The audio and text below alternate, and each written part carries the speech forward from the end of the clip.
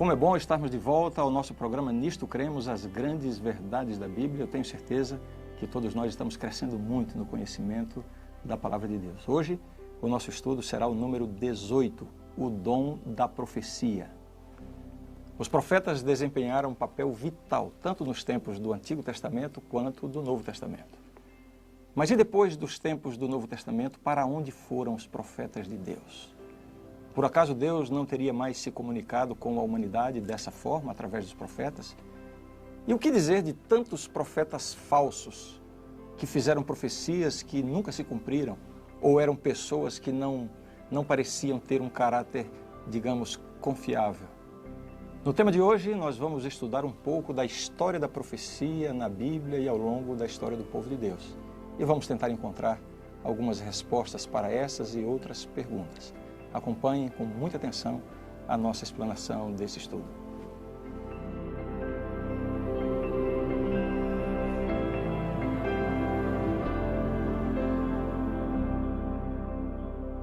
Como vamos estudar o dom profético, é importante que nós comecemos analisando a manifestação desse dom nos tempos bíblicos.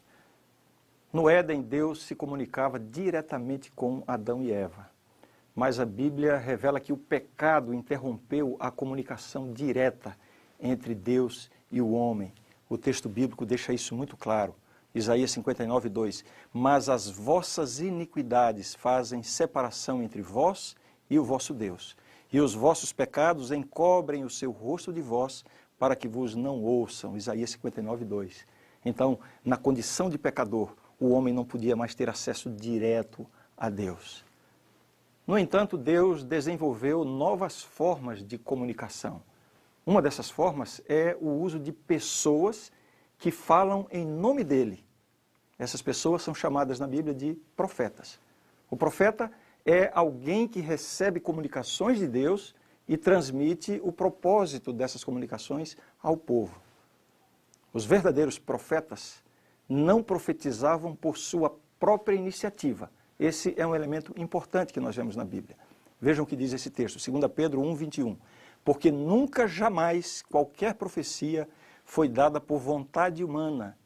Entretanto, homens santos falaram da parte de Deus, movidos pelo Espírito Santo. Mas o que significa a palavra profeta? No Antigo Testamento, a palavra profeta geralmente é a tradução do hebraico nabi.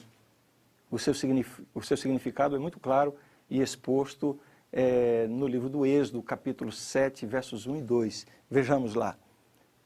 Então disse o Senhor a Moisés: vê que te constituí como Deus sobre Faraó, e Arão, teu irmão, será teu profeta, nabi. Tu falarás tudo o que eu te ordenar, e Arão, teu irmão, falará a Faraó. Você vê aqui que Deus faz de Moisés e Arão como que uma miniatura daquilo que Deus próprio faz com o seu povo, né? Usando alguém para ser o seu porta-voz. Assim, Moisés, tendo algo a dizer a Faraó, ele fazia isso através de Arão. Você se lembra que Moisés tinha um problema com a fala? Ele reclama disso quando ele é chamado por Deus. Por isso ele falava através de Arão. Deus, tendo um problema de comunicação com o ser humano por causa do pecado, ele fala através dos profetas. O termo profeta, portanto, designa um porta-voz apontado por Deus. O termo grego do Novo Testamento, equivalente ao hebraico nabi, é profetes, de onde deriva o nosso termo em português profeta. Existe ainda outra designação usada na Bíblia para se referir ao profeta. É a palavra vidente, tradução do hebraico roé. E isso está em vários textos da Bíblia. Vejamos isso aqui na tela. Palavra profetes, do grego, simbolizando profeta. Os termos profeta e vidente se acham intimamente relacionados. Veja só nessa passagem da Bíblia. Antigamente, em Israel, indo alguém consultar a Deus, dizia: vinde, vamos ter com o vidente, porque ao profeta de hoje, antigamente, se chamava vidente. Você percebe? Vidente, profeta. homens que tinham visões de Deus. Esses são termos usados para designar esse porta-voz de Deus. Deus prometeu que sempre estaria revelando ao povo as suas decisões. Por isso, ele fez uso dos profetas. E essa é uma garantia que Deus dá na sua palavra. Ele diz assim: certamente o Senhor não fará coisa alguma sem primeiro revelar o seu segredo aos seus servos, os profetas. Amós, capítulo 3, verso 7. Você pode conferir também uma confirmação em Hebreus, capítulo 1, verso 1. Quais são, então, as funções do dom profético no Novo Testamento? O Novo Testamento deu destaque ao dom profético. Essa é uma verdade, isso é algo visto nas páginas do Novo Testamento. Algumas vezes, nós temos no Novo Testamento listas de dons espirituais. O dom profético aparece uma vez em primeiro lugar nessas listas e duas vezes em segundo lugar. Isso revela, de alguma forma, a importância do dom profético. Veja só. Tendo, porém, diferentes dons segundo a graça que nos foi dada, se profecia, seja segundo a proporção da fé. Romanos 12, 6. Está mostrando a presença do dom de profecia no Novo Testamento. A uns estabeleceu Deus na igreja, primeiramente apóstolos, e em segundo lugar profetas, em terceiro lugar mestres, depois operadores de milagres, depois dons de curar, socorros, governos, variedades de línguas. 1 Coríntios 12, 28. Mas eu quero chamar a sua atenção para o fato de que nesta série de dons espirituais apresentados aqui, nós temos a presença do dom de profecia. Né? Em segundo lugar, profetas. A ele mesmo concedeu uns para apóstolos, a outros para profetas, outros para evangelistas e outros para pastores e mestres. Efésios capítulo 4, verso 11. Muitos cristãos creem que o dom profético se acabou juntamente com a era apostólica. Mas veja, o dom profético é um dos dons espirituais da igreja. Como nós vimos, está ali presente em diversas listas de dons espirituais, ali está o dom de profecia. E em nenhum lugar a Bíblia diz que Deus haveria de retirar esses dons da igreja. O grande problema é que depois que os últimos apóstolos morreram e depois que a influência deles já não era tão forte, a igreja cristã experimentou um declínio espiritual. Isso está na história do cristianismo. Um declínio que resultou na redução, né, da presença e da influência do Espírito Santo e, consequentemente, dos dons do Espírito Santo. Isso, de fato, acontece ao longo da história do cristianismo. No entanto, a Bíblia indica que, ao se aproximar o fim dos tempos, o dom de profetizar estaria presente a fim de assistir a igreja durante esses momentos de dificuldades. Isso está na profecia. E mais ainda, a Bíblia garante que haveria um incremento na atividade desse dom de profecia nos últimos tempos. Vejamos agora a respeito do dom profético imediatamente antes do segundo advento de Cristo, antes da volta de Jesus. Veja, Deus concedeu o dom profético a João Batista, para que ele anunciasse o primeiro advento de Cristo. Nos últimos dias, nós esperamos que ele envie o mesmo dom para proclamar o segundo advento, de modo que todas as pessoas tenham a oportunidade de se preparar para o encontro com o Salvador. De fato, Cristo mencionou o surgimento de falsos profetas como um dos sinais da proximidade da sua segunda vinda. Veja o texto. Levantar-se-ão muitos falsos profetas e enganarão a muitos, porque surgirão falsos cristos e falsos profetas, operando grandes sinais e prodígios para enganar, se possível, os próprios eleitos. Mateus 24, 11 e 24.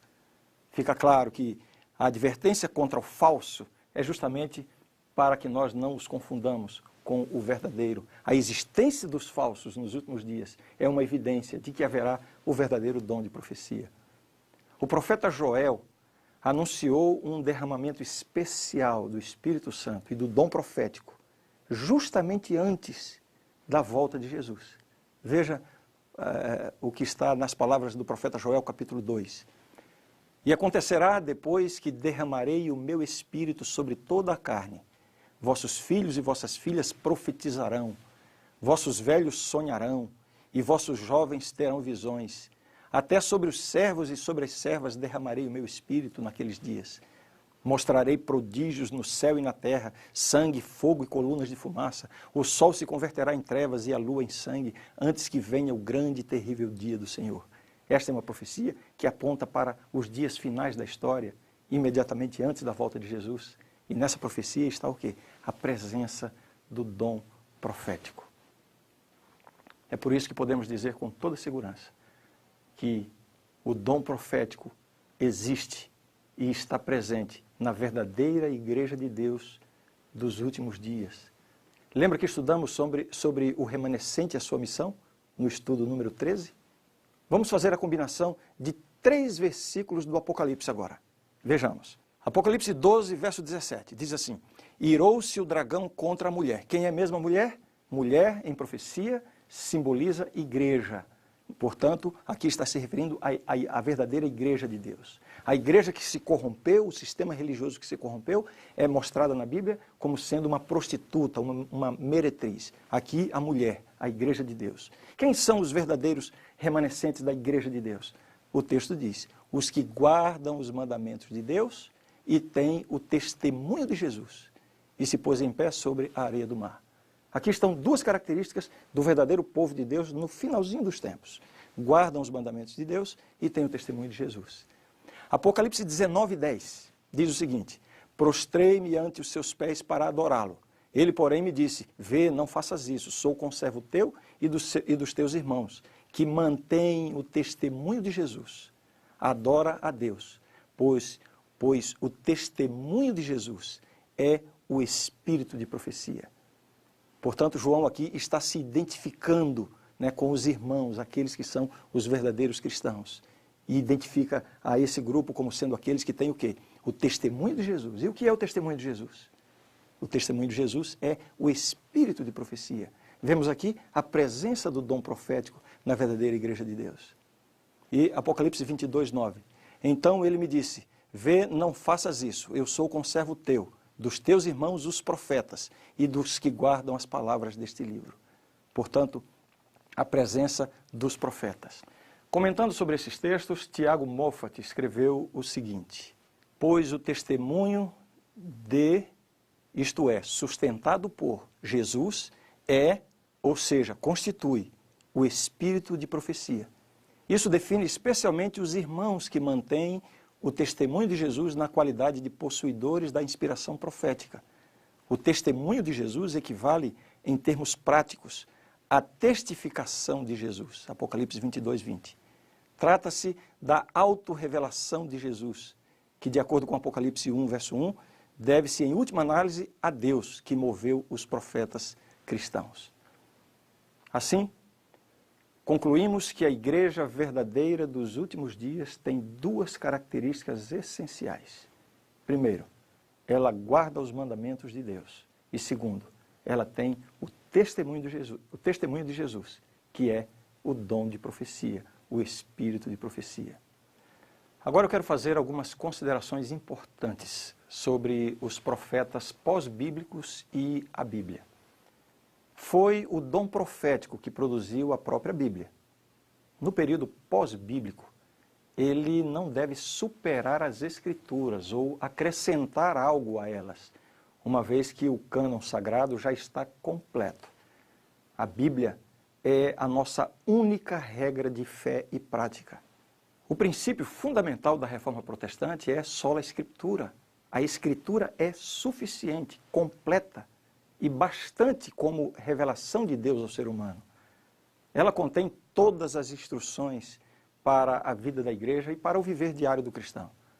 A função do dom profético, na era pós-bíblica, é engrandecer e ajudar a esclarecer os princípios que estão na Bíblia.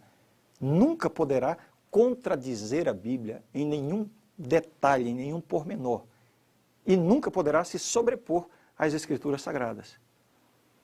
Além disso, o dom profético pós-bíblico, nos últimos dias, se acha envolvido no estabelecimento e edificação da igreja.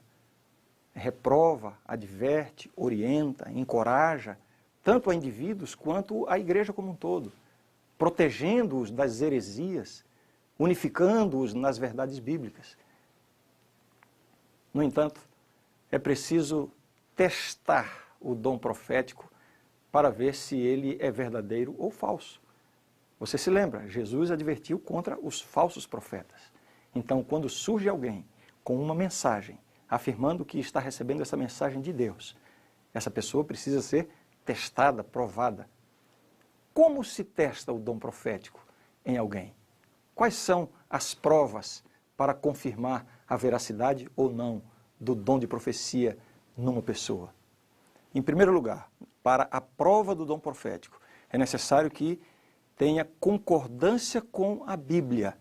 O que um profeta moderno, digamos assim, disser ou escrever, não pode de forma alguma contrariar o que está na Bíblia.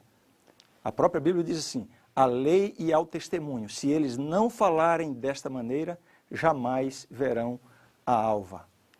Uma segunda prova, exatidão das predições. Imagine um profeta prevê alguma coisa e essa coisa não acontece. Claro, é um profeta falso. Um texto da Bíblia diz assim: se disseres no teu coração, como conhecerei a palavra que o Senhor não falou? Sabe que quando esse profeta falar em nome do Senhor, e a palavra dele se não cumprir, nem suceder como profetizou, esta é a palavra que o Senhor não disse. Com soberba a falou o tal profeta, não tenhas temor dele. Deuteronômio 18, 21 e 22. Reconhece a encarnação de Jesus Cristo. Isso também é uma exigência bíblica. Nisto reconheceis o Espírito de Deus. Todo espírito que confessa que Jesus Cristo veio em carne é de Deus. E todo espírito que não confessa a Jesus não procede de Deus. 1 João 4, versos 2 e 3. Veja, eu estou apresentando para você aqui alguns critérios para testarmos um pretenso profeta, que seja de Deus ou não. Então esses aqui são os critérios bíblicos para verificarmos se esse profeta é realmente um profeta verdadeiro ou um profeta falso. Ainda um outro critério: possui um ministério com influência para o bem. Veja o que diz a Bíblia: pelos seus frutos os conhecereis. Não pode a árvore boa produzir frutos maus, nem a árvore má produzir frutos bons. Toda árvore que não produz bom fruto é cortada e lançada ao fogo. Assim, pois, pelos seus frutos os conhecereis. Mateus 7, versos 16 e 18 a 20. Isso não significa que o profeta deva ser absolutamente perfeito. Não é isso que a Bíblia exige. O profeta Elias, por exemplo, nas palavras da Bíblia, ele foi um homem semelhante a nós, sujeito aos mesmos sentimentos. Tiago, capítulo 5, verso 17. Nós vemos isso na vida de vários profetas que cometeram falhas. Mas a vida do profeta deveria ser caracterizada pelos frutos do Espírito e não pelas obras da carne. Leia Gálatas capítulo 5. Toda pessoa que reivindica possuir o dom profético deve ser submetida a estes testes. Se enfrentar positivamente todos eles, podemos ter a confiança de que efetivamente o Espírito Santo concedeu a essa pessoa o dom de profecia. Eu creio que a Igreja Adventista do Sétimo Dia recebeu o dom profético. Primeiramente, como um auxílio na crise final. A profecia bíblica prevê que nos últimos dias o poder satânico tentaria destruir o povo de Deus e haverá um tempo de angústia para o povo de Deus. Veja o texto bíblico. Irou-se o dragão contra a mulher e foi pelejar com os restantes da sua descendência, os que guardam os mandamentos de Deus e têm o testemunho de Jesus, e se pôs em pé sobre a areia do mar. Outro texto diz assim, um texto profético de Daniel capítulo 12, nesse tempo se levantará Miguel, o grande príncipe, o defensor dos filhos do teu povo, e haverá tempo de angústia, qual nunca houve, desde que houve nação até aquele tempo, mas naquele tempo será salvo o teu povo, todo aquele que for achado inscrito no livro. Essas profecias estão revelando que nos últimos dias o povo de Deus vai passar por um momento de angústia, um momento de prova. E ao longo da história bíblica nós vemos que Deus manifesta, Deus desperta profetas para amparar o seu povo, especialmente nesses momentos difíceis. Deus manifestou o dom profético nessa fase da história da igreja, a fim de fortalecer e orientar o seu povo, justamente a passar por esse momento de crise e de grande angústia que estão preditos aqui na profecia. Nós cremos que o dom de profecia manifestou-se ativamente em tempos recentes na vida e no ministério da escritora Ellen G. White, uma das fundadoras da Igreja Adventista do Sétimo Dia. Por que nós cremos isso? Porque simplesmente submetendo essa escritora, a sua vida, os seus escritos, tudo que ela fez, tudo que ela ensinou, submetendo aos testes bíblicos, ela foi aprovada em todos eles. Tendo satisfeito os testes bíblicos, ela prosseguiu em seu ministério profético durante 70 anos, desde 1844, quando contava com apenas 17 anos de idade, até 1915, o ano da sua morte. Ela recebeu mais de 2.000 visões. Veja aqui algumas informações interessantes a respeito do ministério de Ellen White. Ela escreveu 80 livros, aproximadamente 80 livros, 200 folhetos e panfletos, 4.600 artigos, inúmeros sermões diários, testemunhos especiais, um total de aproximadamente 100.000 páginas de material manuscrito. Isso não é pouca coisa. Vamos fazer a aplicação dos testes proféticos no ministério dessa mulher e veremos de que modo se comporta o ministério de Ellen White face a esses testes bíblicos de um profeta. Vamos então rever os testes bíblicos. Quais são os testes para provar um profeta segundo a Bíblia? Concordância com a Bíblia, exatidão das predições, reconhece a encarnação de Jesus, possui um ministério com influência para o bem. Aqui estão os testes para provar um profeta. Vejamos o primeiro teste, concordância com a Bíblia. A produção literária de Ellen White, que inclui dezenas de milhares de textos bíblicos, após submetida a cuidadosos estudos, um exame minucioso de cada expressão, de cada frase, de cada citação bíblica, ficou comprovado que todas as referências que ela faz são plenamente coerentes, são fidedignas e em total e absoluta concordância com a Bíblia. Portanto, ela passa no primeiro teste. Vejamos o segundo teste, exatidão das predições. É relativamente pequeno o número de predições nos escritos de Ellen White. Algumas dessas predições estão hoje em processo de cumprimento, enquanto outras ainda aguardam ser cumpridas. Entretanto, aquelas que podem já ser testadas cumpriram-se com extraordinária precisão. Nós podemos citar 2 exemplos que demonstram a sua visão profética. E fica aqui uma ideia para você fazer uma pesquisa mais extensa, porque o nosso tempo aqui não permite entrar em todos os detalhes. Mas ela predisse, por exemplo, o surgimento e o crescimento do espiritualismo moderno. E também a cooperação íntima entre protestantes e católicos romanos. São predições que estão em pleno cumprimento. Vejamos como ela passa pelo terceiro teste, reconhece a encarnação de Jesus, exalta a pessoa de Jesus. O que Ellen White escreveu sobre Jesus é uma exposição equilibrada de suas características, das características de Jesus, do seu ministério, que coincide com os pontos de vista bíblicos. Ela, por exemplo, evita a ênfase exagerada quanto a uma ou outra natureza de Cristo. Sabemos que Jesus tinha natureza divina e natureza humana, já estudamos isso aqui. O ponto de vista dela é plenamente equilibrado, né, diante do que a Bíblia fala. Ainda mais esse que é um problema que tem causado muita controvérsia ao longo da história do cristianismo. A forma como ela escreveu sobre a pessoa de Jesus, destacadamente nos livros O Desejado de Todas as Nações e O Caminho a Cristo, tem conduzido os leitores a um relacionamento mais profundo com o Salvador. Bem, nos falta ainda o quarto teste, possui um ministério com influência para o bem.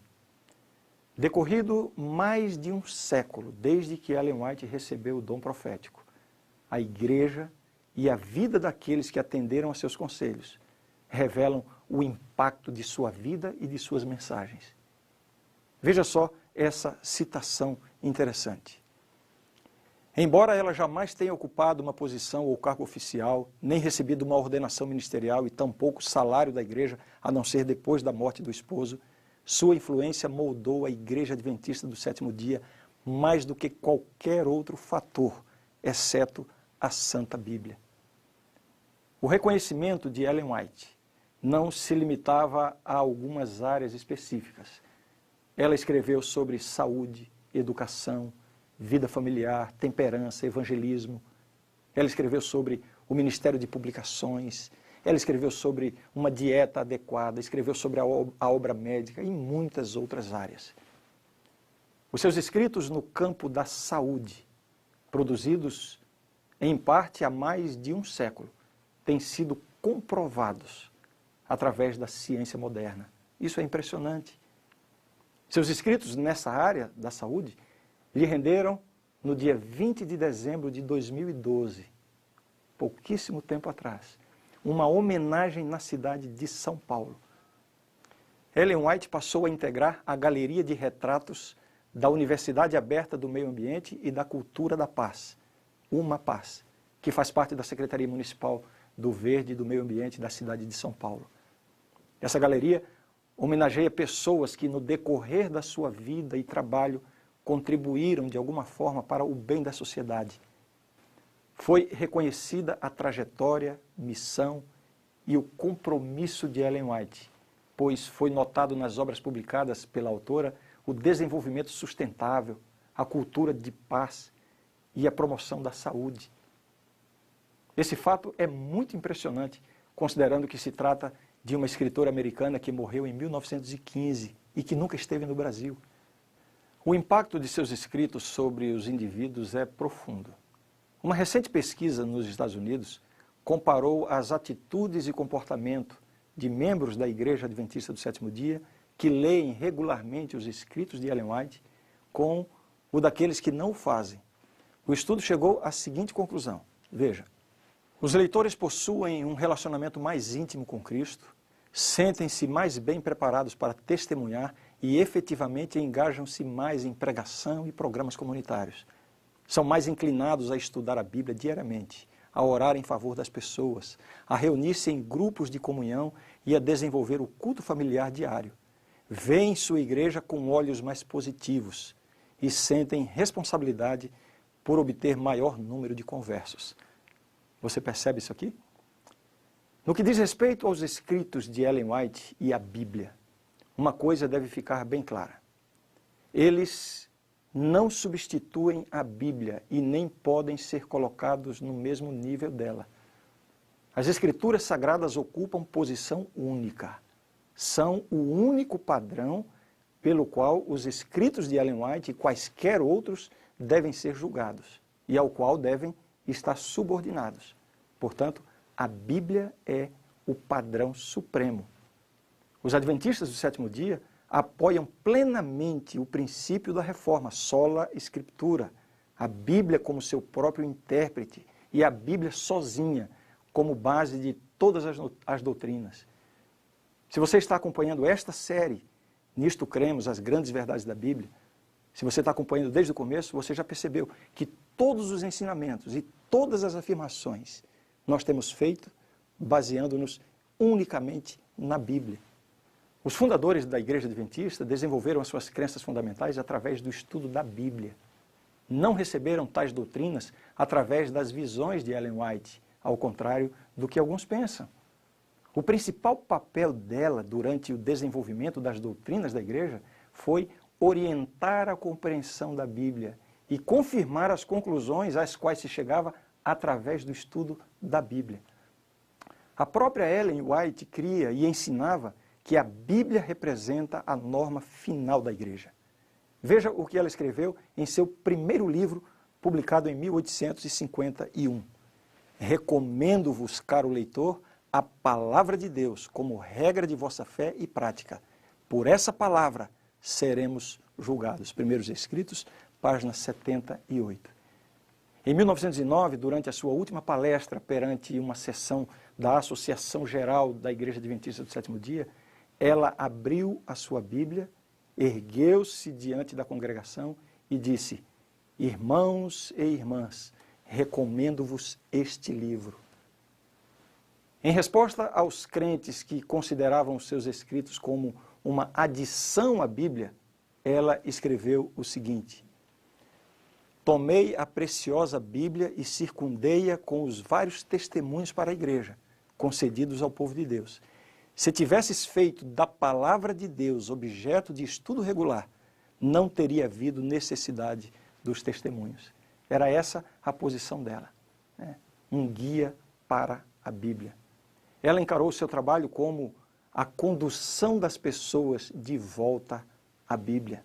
Uma outra declaração dela: o Senhor concedeu uma luz menor para conduzir homens e mulheres à luz maior.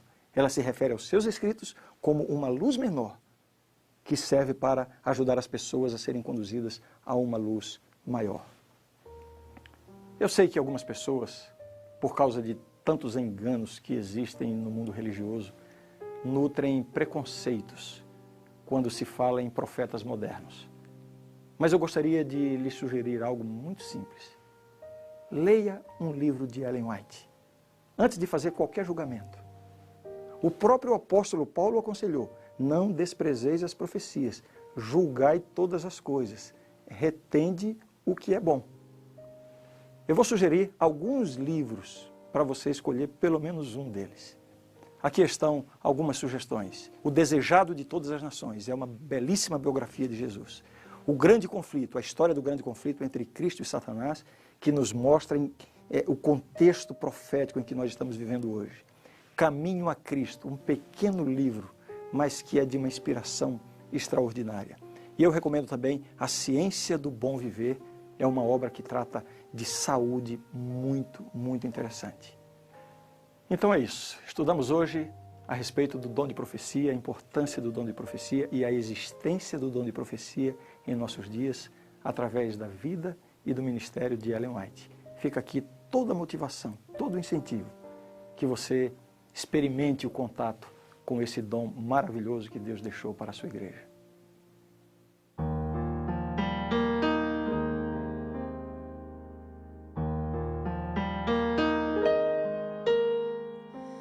Pai querido, obrigado pelos planos, grandes sonhos especiais para mim. Tu me guias nos caminhos desta vida, ao teu lado nada faltará. Eu te amo mais que tudo, quando forte, quando fraco, ao meu lado estás. Agradeço, Pai querido, por ligar a nossa vida num só coração.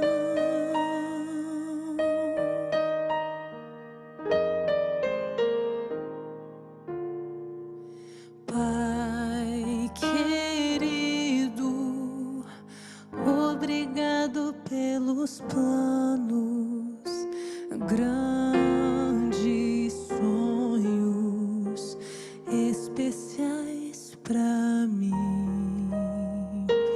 Tu me guias nos caminhos desta vida, ao teu lado nada faltará. Eu te amo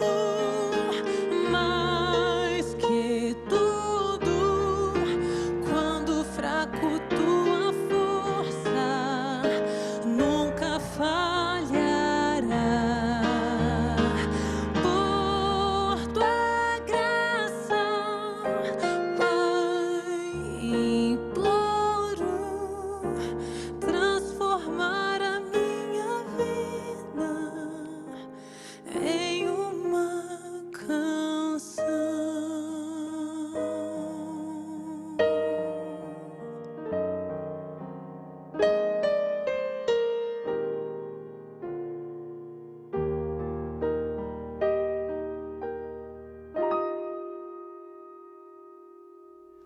A grande verdade do estudo de hoje é esta. Um dos dons do Espírito Santo é a profecia. Esse dom é uma característica da igreja remanescente e foi manifestado no ministério de Ellen G. White. Como a mensageira do Senhor, seus escritos são uma contínua e autorizada fonte de verdade e proporcionam conforto, orientação, instrução e correção à igreja. Eles tornam claro que a Bíblia é a norma pela qual deve ser provado todo ensino e experiência. Esta é a verdade e eu creio nisto. Na próxima lição estudaremos um dos temas mais fascinantes e de mais difícil compreensão nas Escrituras, a lei de Deus. Vá se preparando.